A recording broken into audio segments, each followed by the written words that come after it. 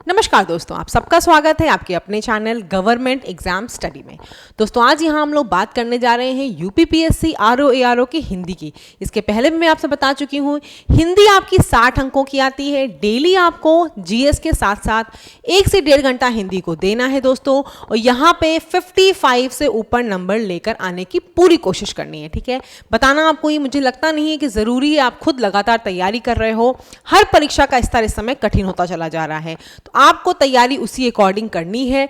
Easy से लेकर कठिन तक की सारी चीज़ें करके जानी, जिससे एग्जाम जाने देकर वापस आने के बाद आपको ये ना कहना पड़े कि पेपर कठिन आया था। ठीक है, नए वर्ड सब कुछ पढ़ के जाने हैं आपको। ये आपको पता है कि 6 टॉपिक्स हैं आपके जिनका इक्वल वेटेज होता है, यानी कि 10 क्वेश्चन 10 मार्क्स के इन सब टॉपिक्स के आते हैं। कुल आपके 60 क्वेश्चन आते हैं 6 टॉपिक्स के।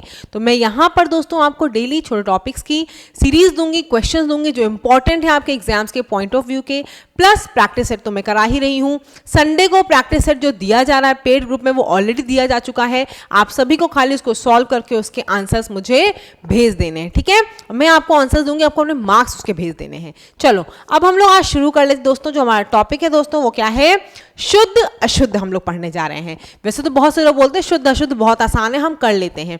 कई ऐसी सिली मिस्टेक्स हैं छोटी छोटी जो आपको शायद पता नहीं होती और आप एग्जाम में गलत कर देते हो। जिनको आता है बहुत बढ़िया, जिनको नहीं आता उनके लिए तो बहुत अच्छा है। ठीक है, चलो ये 2 आपको दिख रही है लाइनें, मुझे बताओ इसमें से कौन सा सही है और कौन सा गलत है। बताओ, उसने अपनी कमाई का अधिकांश भाग गंवा दिया, वह अपना अधिकांश भाग गंवा बैठा। बताना इसमें से कौन सा सही है और कौन सा गलत है। जिसको पता होगा वो बता लेगा बिल्कुल सही। इसमें दोनों गलत हैं। क्यों गलत हैं? अधिकांश का मतलब क्या होता है? अधिकांश का मतलब होता है दोस्तों अधिक अंश, यानी कि अंश मतलब क्या होता है, किसी का हिस्सा या किसी का भाग। तो आपने जब अधिकांश लिख दिया तो उसके साथ भाग लिखने की जरूरत नहीं है। ठीक है, इन दोनों में क्या लिखा है, उसने अपनी कमाई का अधिकांश भाग गंवा दिया। आपको क्या करना है, उसने अपनी कमाई का अधिकांश गंवा दिया, अधिक अंश गंवा दिया। समझ आ गई? भाग, यहां पर भाग का प्रयोग क्या है, बिल्कुल गलत है। देखो शुद्ध अशुद्ध में 2 टाइप की चीजें आती हैं। या तो आपसे वाक्य दिया होगा, 4 ऑप्शन दिए होंगे, पूछा जाएगा कौन सा शुद्ध है कौन सा अशुद्ध है, या फिर आपके पास क्या होगा, वर्तनी से संबंधित क्वेश्चन आएंगे। 2 ही टाइप के आपके शुद्ध और अशुद्ध में चीजें आती हैं। उन दोनों को मैक्सिमम से मैक्सिमम जो कठिन चीजें होंगी मैं कोशिश करूंगी कि आपसे आपके कंप्लीट करवा दूं। ठीक है, टेलीग्राम ग्रुप से जरूर जुड़ जाना दोस्तों वहां पर, क्योंकि मैं आपको डेली टारगेट देती हूँ। जैसे आज हम लोगों का टारगेट है हिस्ट्री का 1857 से 1885 तक पढ़ना है हमें, प्लस हम लोगों को बायो का टॉपिक पढ़ना है, घटना चक्र का। तो मैं डेली आपको वहां टारगेट देती हूँ। हिंदी के प्रैक्टिस सेट आपको मिल ही रहे हैं। जल्द ही मैं आपको विजन और इन सब के जो भी होंगे जीएस के प्रैक्टिस सेट वो भी दे दूंगी। बस आपको उसके लिए क्या करना है, टेलीग्राम ग्रुप पे जुड़ जाना है। ठीक है, और जिसको भी पेड ग्रुप में जुड़ना है, एक मिनिमम कॉस्ट से आपको ये सारी प्रैक्टिस सेट मिल जाएंगे। उसको क्या करना है दोस्तों, 8957215956 इस नंबर पे क्या करना है, व्हाट्सएप करके आपको जुड़ जाना है। ठीक है, चलो ये क्वेश्चन देख लो क्या है। शरतकालीन दिनों में चंद्रमा की शोभा देखने योग्य है। शरतकालीन दिनों में, दूसरा देख लो क्या है, शरतकाल के दिनों में चंद्रमा की शोभा देखने योग्य है। तो मुझे आप बता दो इसमें से कौन सा सही है और कौन सा गलत है, जल्दी बता दो। बिल्कुल सही इसमें क्या है दोस्तों, दोनों गलत हैं आपके। क्यों गलत है? शरतकाल, काल का मतलब क्या है, आप बता रहे हो कि समय की बात हो रही है ना, तो ये यहाँ पे क्या है, काल के साथ दिनों लगा दे रहे, ये क्या है, गलत है। बिल्कुल सही, काल के साथ दिनों का प्रयोग गलत है। शरत काल में चंद्रमा की शोभा देखने योग्य होती है, बस आपको यही लिखना है। दिनों लिखना गलत है। समझ गए? दोनों क्या है आपके, अशुद्ध हैं। चलो नेक्स्ट देख लो इसके बाद क्या है, और फटाफट मुझे कमेंट सेक्शन में जरूर बताना कि आपको ये क्लास कैसी लग रही है। अगर अच्छी लग रही है तो चैनल को सब्सक्राइब कर लेना, अपने दोस्तों के साथ इस वीडियो को शेयर कर देना। चलो ये बताओ इसका मुझे आंसर क्या होगा। दही खट्टा है, दही खट्टी है, कौन सा सही है बताना मुझे। दही खट्टा होता है या दही खट्टी होती है? बिल्कुल सही, इसका क्या होगा, दही खट्टा है। दही खट्टी है गलत होता है, सही क्या है, शुद्ध क्या है, दही खट्टा है। ठीक है, ये देखो, इसमें बताओ क्या है अशुद्ध शुद्ध। यह आपकी अनाधिकार चेष्टा है। तो क्या है ये, शुद्ध है कि गलत है, मुझे बताना। क्या है, बिल्कुल सही, ये आपका गलत है। क्यों गलत है, वर्तनी गलत है। अनाधिकार नहीं होता है, अनधिकार होता है, अनधिकार, ठीक है।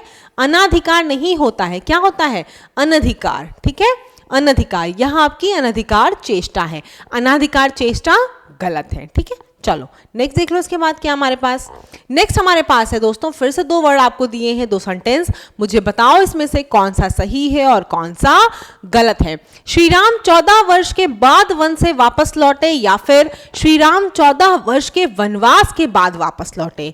तो क्या होगा इसका, बताओ मुझे जल्दी से, क्या होगा, श्री राम 14 वर्ष के बाद वन से वापस लौटे, या फिर श्री राम 14 वर्ष के वनवास से वापस लौटे।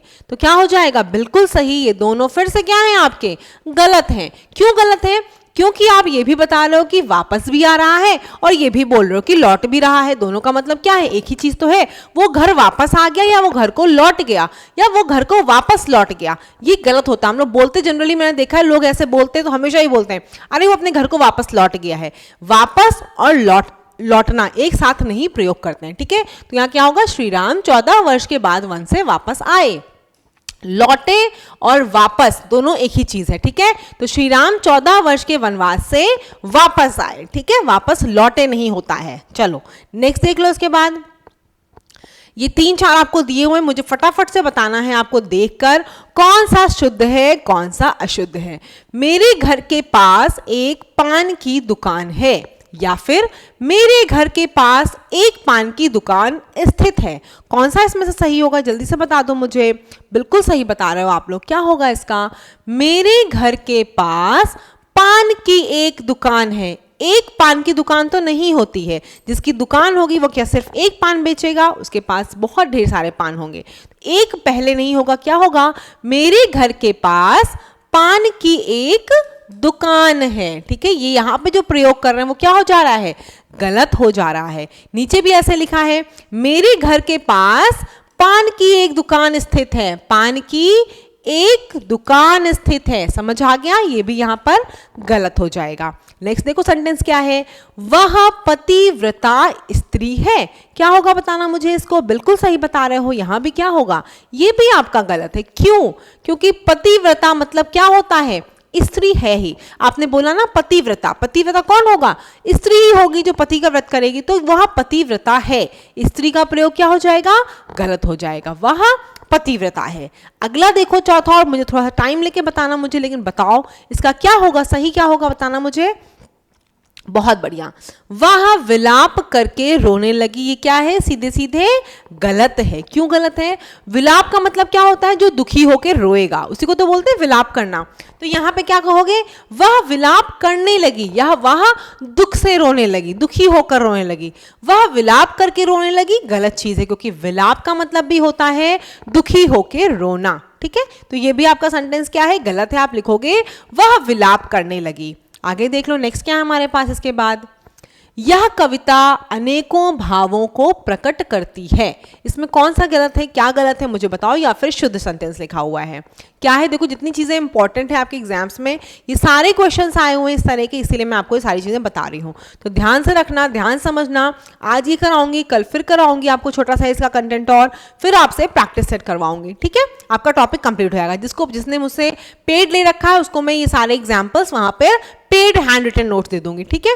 चलो बताओ इसका क्या होगा, यह कविता अनेकों भावों को प्रकट करती है। तो क्या होगा, ये बिल्कुल सही है, गलत होगा। क्यों, अनेकों कोई शब्द नहीं होता है, अनेकों क्या होता है, कुछ नहीं होता है। यह कविता अनेक भावों को प्रकट करती है। जैसे कि मान लो मैं लगातार आपसे बोलती हूँ ना, मेरा चैनल में सब्सक्राइब करवाओ, शेयर करो, तो हो सकता है आप दोस्तों को, अपने किसी दोस्त को लगातार भेजते हो कि भाई मैम बहुत अच्छा पढ़ाती हैं, आप इस चैनल को सब्सक्राइब कर लीजिए। दोस्त आपको क्या बोलेगा, भाई इस चैनल को तुमने अनेकों बार मुझे भेज दिया। तो क्या है, अनेकों गलत है, इस चैनल को तुमने अनेक बार मुझे भेज दिया, ठीक है। तो यहाँ क्या होगा, यह कविता अनेक भावों को प्रकट करती है।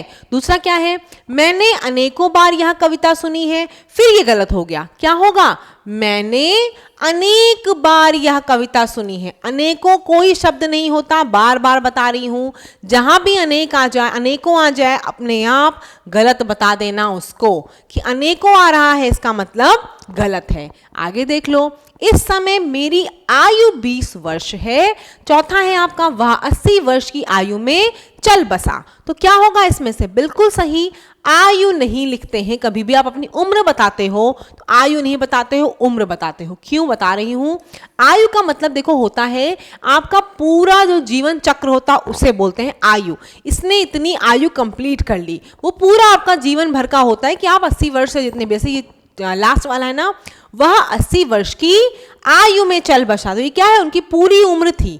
तो वो क्या थी, कितनी थी आयु उनकी? 80 वर्ष थी। तो ये बिल्कुल सही है।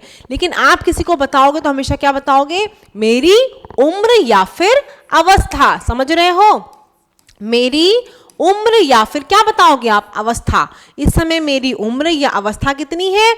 20 वर्ष। वह लड़की कितनी उम्र की है? 20 वर्ष। आयु कब बताओगे? जो पूरे जीवन का काल होगा, यानी कि वो जो भी रहा हो, जिसकी भी बारे में बात हो रही है, उसकी आयु 30 साल की थी और उसकी मृत्यु हो गई। जब पूरा जीवन चक्र जहां बताओगे वहां आयु की बात होगी। अपनी उम्र किसी को बताओगे तो हमेशा उम्र लिखना, आयु नहीं, वो गलत होती है। ठीक है, ध्यान रखना इस चीज का। ये बहुत कंफ्यूज होते हैं हमेशा, आप लोग बोलते भी है कि इसकी आयु इतनी। आयु नहीं होती, उसकी उम्र होती है। ठीक है, उम्र हमेशा बताना। आयु किसकी है?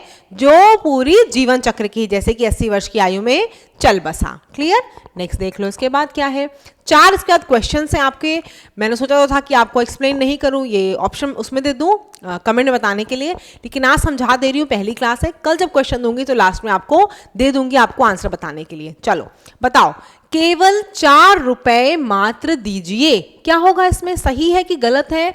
बिल्कुल, देखो मैंने आज जो चीज बताई है मैंने उसी बेस पे एग्जाम्पल दिया है। ये क्या है? गलत है। मैंने क्या बताया? बार बार चीजें रिपीट नहीं होनी है।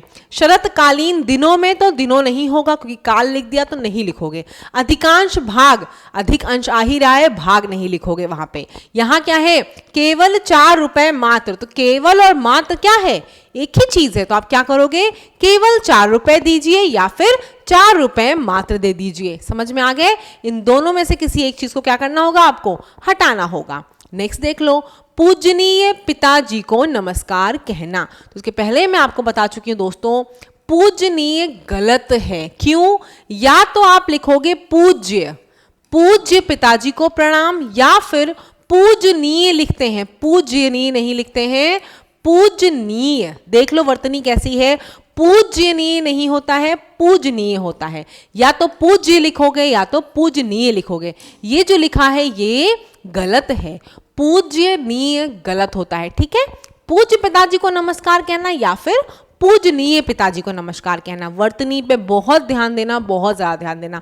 यही क्वेश्चंस आते हैं छोटे छोटे से, और होता क्या है, हमें वर्तनी के बारे में ज़्यादा जानकारी नहीं होती। हम सोचते हैं पूजनीय सही है, जबकि कोई ऐसा वर्ड ही नहीं बना है।